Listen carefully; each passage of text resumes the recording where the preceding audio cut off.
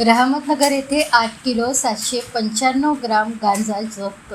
स्थानिक गुन्हे शाखेची कारवाई.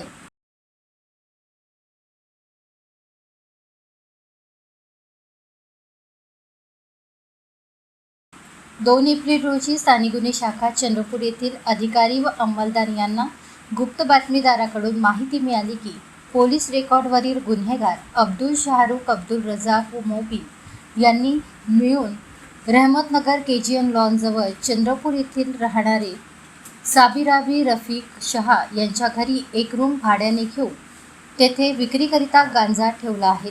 अशा माहितीवरून सदर ठिकाणी छापा टाकला असता साबिराबी रफिक शहा यांच्या घरी भाड्याने दिलेल्या रूममध्ये एका प्लॅस्टिकच्या बोरीमध्ये गांजा सदृश्य अंमली हिरवट रंगाची सुकलेली वनस्पती, फुले व बिया असलेली एकूण 8 किलो 915 ग्राम.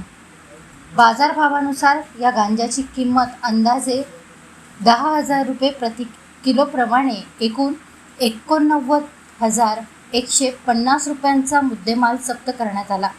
सदर गुन्ह्यात अब्दुल शाहरुख, अब्दुल रजाक या दोघांना ताब्यात घेऊन त्याच्याविरुद्ध पोलीस स्टेशन रामनगर येथे गुन्हा नोंद करण्यात आला आहे.